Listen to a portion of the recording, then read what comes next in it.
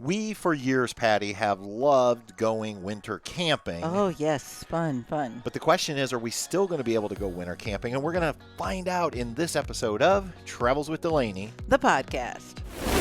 Welcome back, everyone. My name's Patrick. And I'm Patty. And for those of you joining us on the video version, We got the puppies. the puppies are here, Truman and Bess. Truman and Bessie Bess. And if you're listening on the audio version and you want to check out the video version, you can find that over on YouTube at Travels with Delaney. The podcast. The podcast, that's right. So, now if you're new here, we always start every episode with a little ditty we like to call This or That. Oh, boy. Oh, boy. And Patty's on the hot seat this week. Patty gets off the hot seat when we have a guest. That's probably why you're always asking me to book guests for the show.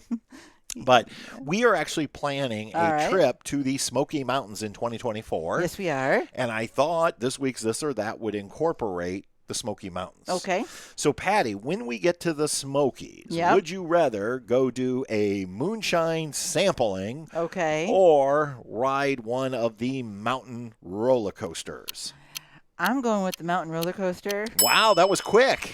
I'm not a big moonshine drinker. Yeah. Because we've done this before, and some of that stuff just burns. It in my mind, it's just terrible. I'd rather be squished on a coaster with a hurt knee than drinking moonshine. Yeah. Yeah. Okay. Well, I will say this. I'm not a big moonshine fan. Right. I always feel like they go from, light my mouth on fire, like the corn mash, and then they almost just instantly jump to the so sweet. Well, I wish it was. I don't even want the really sweet. I don't like those either. I wish they'd start with something kind of mild. Right. Then work you up to the hot, whatever, burn stuff. Because once they start with that put your nose hairs on fire stuff, I'm done. I'm out. Right. Because I don't want anything else. I just wasn't sure you would want to ride one of those mountain coasters with your bad knee because you. Would there have been an option to say neither? Neither. No, not with this or that. This, that, or neither. All right. But I'd rather do that because I think on those, if I've watched enough, that I can control the speed myself. I think you use your hands to control the speeds. And the only thing that would concern me is how squished. Because it's getting into the car. One knee I can't bend that great, but yeah. Mm-hmm. All right. I won't make you do either when we get there. So there's plenty of other great things to do in the Smokies. I know. All right, but the Smokies is not today's topic. Yep. I'm sure we'll dive into that in another episode. Oh, yeah, I'm sure. But today I thought what we'd do is talk about winter camping. Oh, yeah. Now, for the last several years, we have loved winter camping. Oh, so much fun. I mean, memory. I forget which trailer it was, but we were by ourselves at Harrison Lake and woke up. It was just a light little snowfall. Nothing weird, not a big ice storm or anything. Just a dusting. Yeah, and it was just so peaceful and quiet, and it wasn't frigid. It was just, you could be out with, you had to have a coat on, of course, because it's winter, but yeah. Nice. Yeah, and I will say our friend Randy from Randy's Adventures is the one that inspired us. Yeah. Because prior to knowing Randy, we never thought about winter camping. Nope. We were like most people, mid-October rolled around, we winterized the camper, put it away, forgot about it until April.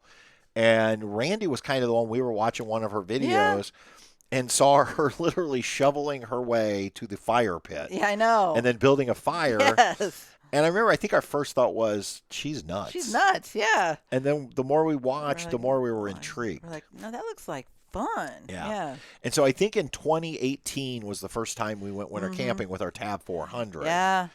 And we had good experiences. I have lots of good memories. Right. And it's always been our goal ever since then to get out once a month all year long. Right. And we've done that. In fact, last year was the first time we actually did it because it seemed like the prior years there was always something, especially because of the pandemic. You're right. That messed us up. Either it was, when the pandemic first started, they shut all the parks down for a month. Then the next year, we got COVID and couldn't go out one of the months. Well, one of the years, the trailer had to be worked on. The trailer was in the shop one year. But last year, we did it. We did every single month in our RV. We did. But I'm not sure that's going to happen this year. I am not sure either. We'll see. And so what we thought we would do is kind of make this kind of like two different podcast in one. Right. Number one, we want to share with you how we used to winter camp, and then we're going to get into why we're concerned we may not get to anymore. So let's start with how we winter camped. And I think after we did it, we realized this is easy. Right. Why haven't we done because this before? most people assume my RV is winterized. Yeah. I can't go camping. Yes, you can. Yes, you can.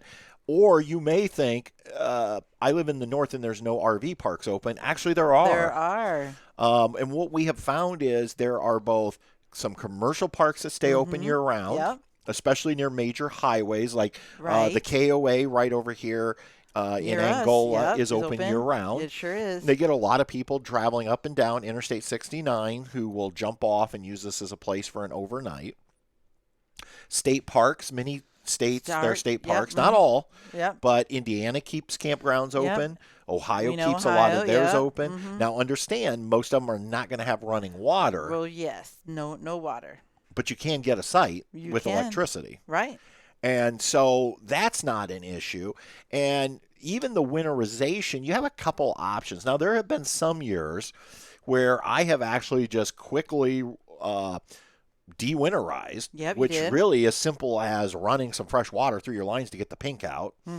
And then we would camp, and then when we would get home, you'd winterize again. I'd winterize again. Because when you're in a Tab 400 or even the Lance, you're talking 2 gallons or less of pink fluid to winterize. Not much at all. And it doesn't take very long. No. You know, I used to think winterization was this really in-depth process. It's not. And it's not. For most RVs. In fact, I will tell you, I winterized our Alliance fifth wheel, which is 27 feet long the other day, thinking I was going to probably need like 4 gallons of pink fluid. You didn't, did you? I used 2 again. So even with that bigger RV, I was still able to do it with 2. Awesome. So the process is actually very simple. If you decide, hey, I want to have running water in my RV, you can just run fresh water through. Now, I wouldn't recommend drinking from that because we don't sanitize our tanks in the winter or anything like that. But you could still shower and that type of thing. Right. Option number 2, though, is if you don't want to go through the de-winterize, re-winterize process. We have done this before. Yes, we have. We will use the shower house if the campground has a shower house. Right. So we have been doing this annual trip in February to Evergreen RV Resort over in Ohio. Right. Their shower houses are amazing. Awesome. They're so nice and so warm and so big, and you have a bench, and it's like your own little spa area. And so last year, I think the last 2 years, we've done that. We were like, because they park you right across from the bathhouse. And so we were like, let's not de-winterize. We will just walk over and shower over there and then come back to the trailer. But we like the convenience of using our toilet. Yes, we do, especially in the nighttime. Yeah, you know? So here's what we do. We still use the toilet. We do. So we will take jugs of water. Yes. And honestly, if you can just collect some old jugs in your house. Milk jugs, whatever. Yep, whatever. Fill them up. Take them with you. When you use the toilet, just use jug water to flush. Yeah. And then at the end of your camping weekend in the winter, I just go out, hook up the black tank. And dump the tank. Dump the black tank. Yep. And then I'll pour a little pink back down in the black tank. And we're good to go. Yeah. And that way we can still use the potty at night. But, you know. Yeah, because I don't want to go out in the cold at night. No. No. Patty's like, I ain't going out. Go tinkle. No tinkle time outside. No. It's too cold. Right. To walk over there. I mean, there's a couple options. And if you just don't want to deal with it all, again, like at Evergreen where you're parked right across, theoretically, you could just walk over there and never use any of the water systems. Right. If you're willing to just go on, it's so close. Yeah. But honestly, for me, I have no issues using the black tank with jugs of water to flush. Oh, it was fine. We had no problems. Yep. And I just like the convenience of having. Right. Yeah. That's why we bought the trailer. To use the bathroom. Exactly. And we figured out in the winter you can do that. And we were fortunate we've had heated tanks and all that too if we wanted, right? Right. Absolutely. So our Alliance actually has, now the Lance was considered a 4-season trailer. Was, yes. So they had ducted the furnace down into the tanks supposedly to keep them. Never had an issue using the Lance in the winter. Right. The Alliance, although I don't think they call it a 4-season trailer, it has actual tank heaters. So they have wrapped pads on our fresh gray and black tanks. I have switches where I can turn that on. I also believe they duct the furnace as well. Right. And so we can use the Alliance from that standpoint. And same way with we never had an issue with the tab going out in the No, winter that was either. easy. That was so easy. Yeah. So those are the ways we have used Right. our RV in the winter months. Now, the second part of this question or discussion, I Right. guess, is are we still going to winter camp? Now, what do you think is the issue with that, Patty?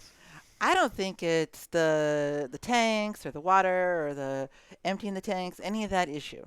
No. I think it's more of the weather with this big old rig getting it parked here at the cabin issue. Right. It's the size of our RV. So the Tab 400 Mhm. was 18 feet in length. Yep. And even the Lance was only 23 feet in length. And so I really did not mind driving that in the snow. But this, even though our Alliance is only 27 feet, it feels massive. Well, and it's tall. I mean, the height Right. and wind gusts and hitting a slippery patch just makes me nervous. Right. And then we have an issue here where we live, Yep. which is we have a very long driveway and we have to back the RV up the driveway. There's no room back here to turn around a 27-foot fifth wheel. We tried that. It does not work. It does not work. And so if there is any hint of snow on the ground, then I'm not going to be able to back the fifth wheel up to put it away. No, you can't do it. And we had that situation back over Thanksgiving. Right. We arrived home. We left with no snow. No snow. We arrived home to snow. And it wasn't a lot, but it was enough. It was enough because when you're trying to back a 10,000-pound trailer up a slight incline drive. So what we ended up doing at Thanksgiving was we ended up just pulling it straight up, unhitching, waiting till the snow was gone, backing it back down the driveway. And then finally backing it back up. Yeah. So I don't think to go out for a weekend. It's a lot hassle, of work. It doesn't sound good to me. And currently we have 4 inches of snow on the ground. With some ice underneath that's compacted. I would not even want to try to take the fifth wheel down our driveway because there is a little bit of an incline at the bottom. I would be afraid that I could not get stopped with 10,000 pounds pushing me. Or 9,000. Yeah, I about don't 9,000. think. I think it'd be scary. Yeah. So. Can we still go? Possibly, but we would almost have to have the ideal weekend of weather. You would have to have like a summer spring day. Yeah. Where and know that it was going to stay that way. Yes, for the whole weekend, that you weren't going to get like an ice storm or some more snow. And this driveway right now would have to be totally clean, I think, to get it back up where it is. Right. Absolutely. And we are, I think we're a ways away from that happening. I think so because we had such frigid temperatures. It's and really compacted. And it was like, now it's like there's an ice patch underneath the fallen snow that's on it. I think it's a no. And I don't know, with the Tab 400, I definitely would have left with this. Oh, I yeah, would this have would have been no problem. The Lance, I don't know. I think I still would have. I think we probably would have tried And it. the Lance was just small enough. You could park it in the front yard. I could actually turn it around, So this one you can't. This one you just can't. There's just not. We need to move some more trees. Yeah. So and we moved enough trees. I guess the point of this discussion today really is, when you go bigger, you potentially lose out on opportunities. And in our case, it might mean we're not going to do as much winter camping as we used to do. Right. It may have to be different. Yeah. Scenario like Airbnb or something. Not Airbnb. What is that called? Yeah, it could be an Airbnb or a VRBO. There you go. There's lots of letters. Something like you got your Airbnb, you got your VRBOs. Yeah. Oh, it's giving me a headache. But I think that's something to think of. Now, yes. Do you have any regrets about going bigger? No.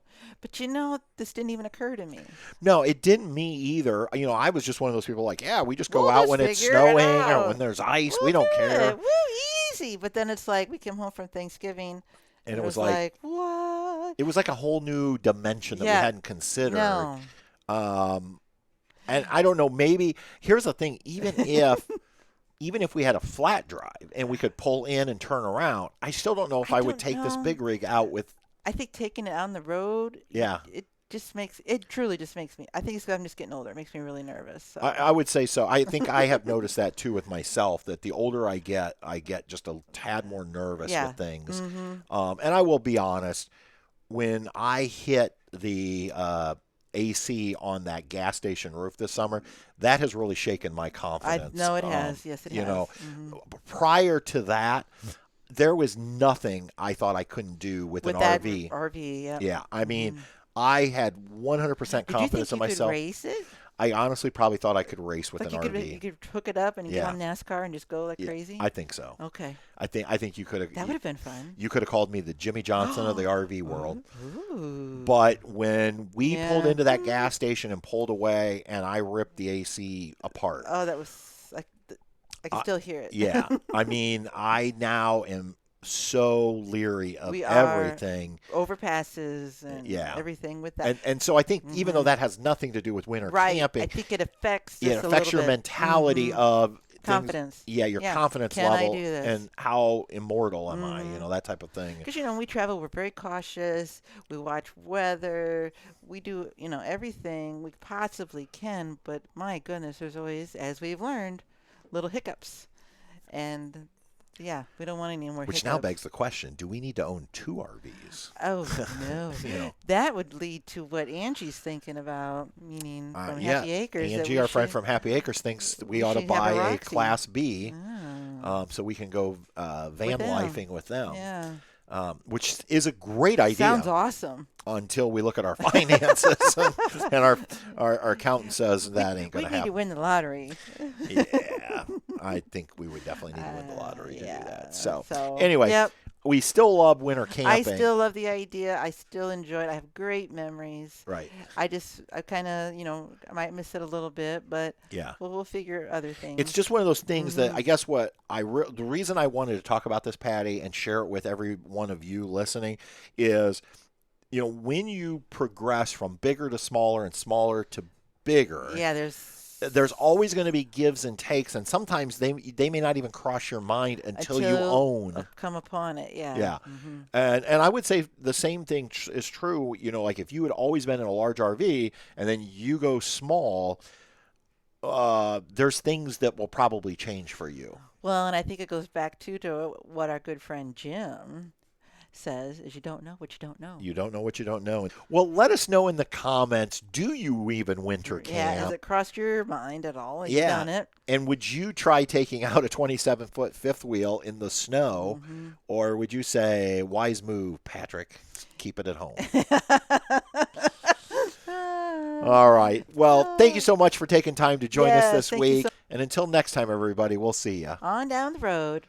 Bye. Travels with Delaney. We'll see you on down the road.